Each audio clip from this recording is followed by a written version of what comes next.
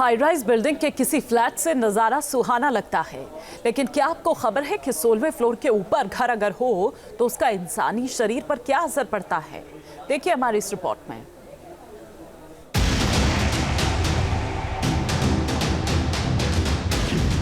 High rise building कितना dangerous thrill. 16वें floor के ऊपर रहें जरा संभल कर।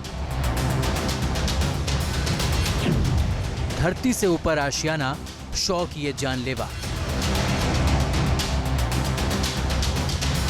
शहरों में स्काई स्क्रैपर को देखकर मजा आता है, ऐसी ही हाई राइज बिल्डिंग में अपना एक फ्लैट होने की तमन्ना भी लोग रखते हैं। लेकिन आपने ये सोच लिया कि जितनी ऊंचाई रहेगी प्रदूषण से बचने का तरीका उतना ही कारगर साबित होगा, तो विशेषज्ञों की राय पर आपको गौर फरमाना चाहिए। हाई राइज बिल्डिंग में 16वें फ्लोर के ऊपर सेहत से जुड़ी मुश्किलें पैदा हो सकती हैं। मसलन ज्यादा ऊंचाई पर वायु प्रदूषण में कमी हो, इस पर ज्यादा भरोसा नहीं करना चाहिए, क्योंकि ग्राउंड लेवल ओजोन जैसे प्रदूषक ज्यादा ऊंचाई पर रुक जाते हैं। हालांकि इसमें मौसम की भी भूमिका होती है, लेकिन इसकी वजह से सांस से संबंधित दिक्कतें हो सकती हैं। ग्राउंड लेवल ओजोन पॉल्यूटेंट से लंग, हार्ट की परेशानी और प्रजनन क्षमता में कमी या फिर कैंसर जैसे रोग का भी खतरा रहता है। जितनी ऊंचाई पर आप जाएंगे, प्रदूषण आपके लिए उतनी ही बड़ी परेशानी खड़ी कर सकता है। इस समय मैं इसी एक सोसाइटी में आप मौजूद हूं, जहां की तस्वीरें मैं आपको दिखाता हूं। ये देखिए, ये सोसाइटी के हम 15वें फ्लोर के आसपास हैं, इस वक्त 15वें फ्लोर पर हैं, और ये ऊंचाई का स्थिति हम आपको दिखा रहे हैं कि पॉल्यूशन जो है वो कितना इंपैक्ट होता है। क्योंकि अभी दोपहर का समय है, लेकिन सुबह और शाम के समय में जो ये पूरा एरिया आप देखें, ये बहुत थिक लेयर यहाँ पर बनती है। पॉल्यूटेंट यानी कि जो प्रदूषक होते हैं वो इस तरीके से बहुत थिक बन जाते हैं यहाँ पर, और जो कंस्ट्रक्शन के साथ जो धूल उड़ती है वो उसके साथ इकट्ठा होते हैं। तो ऐसे में आपको सांस लेने में खासा परेशानी हो सकती है, और खासकर परेशानी जो है वो प्रदूषण को लेकर और बेहतर हो सकती है। तो आपको अगर इस सोसाइटी के इस फ्लैट में जो रह रहे हैं हमारे साथ, दीपक दुबे जी, वो हमारे साथ मौजूद है, उनसे हम बात करते हैं कि क्या परेशानी जो है आमतौर पर रोजाना उनको फेस करना होता है। सर, सबसे पहले तो ये बताइए कि आप लोग 15वें फ्लोर पर रह रहे हैं, लेकिन क्या इंपैक्ट उसका होता है, और खासकर सुबह और शाम के समय?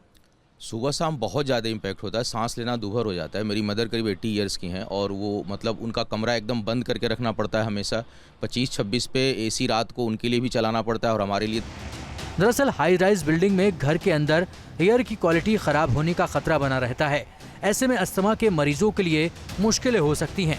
ज्यादा ऊंचाई पर फ्लैट पहले से बीमार किसी व्यक्ति या बुजुर्ग के लिए बड़ी परेशानी का सबब बन सकता है। हाइट पे ऑक्सीजन कम होती है और फोटोकेमिकल जो रेडिएशन है वो बढ़ जाता है। स्मॉग में फोटोकेमिकल रेडिएशन के बढ़ने से पॉल्यूशन हैवी हो जाता है, ऑक्सीजन कम हो जाती है, तो इसका इफेक्ट और ज्यादा खराब हो जाता है। तो जो बहुत हाई राइज बिल्डिंग में लोग रहते हैं, 20वीं मंजिल, 21वीं मंजिल, 13वीं मंजिल, उनके ऊपर बहुत ज्यादा इसका खराब इफेक्ट पड़ता है। ओल्ड एज के लोगों को थोड़ा नीचे की मंजिल पर रहना चाहिए। एक्सपर्ट्स ये भी मानते हैं कि ऊंचाई पर हवा का दबाव कम रहता है, जिससे तकलीफ बढ़ सकती है। हालांकि स्वस्थ आदमी पर इसका तत्काल असर कम पड़ता है, लेकिन लंबे समय तक प्रभाव रहे तो अलर्ट रहने की जरूरत है। हाई राइज बिल्डिंग को लेकर समस्या सिर्फ प्रदूषण तक ही सीमित नहीं हुई है, बल्कि एक और मसला है जिस पर लोगों का ध्यान कम जाता है। ऊंचाई पर फ्लैट होने से धरती के ग्रेविटेशनल इफेक्ट से इंसान दूर रहता है, जिसकी वजह से शरीर के अंगों के काम करने की क्षमता पर असर पड़ता है। ब्लड प्रेशर के साथ दिल की सेहत प्रभावित हो सकती है। हाई राइज बिल्डिंग में आशियाना हो तो सिर्फ नुकसान ही नहीं, बल्कि इसके फायदे भी हो सकते हैं।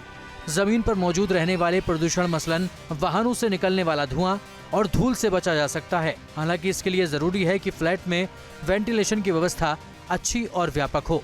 ऊंची बिल्डिंग में रहने के फायदे और नुकसान दोनों हो सकते हैं, बस आप सावधान रहें।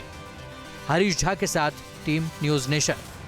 न्यूज नेशन अब व्हाट्सएप पर खबरों की ताजा अपडेट के लिए न्यूज नेशन के इस QR कोड को स्कैन करें।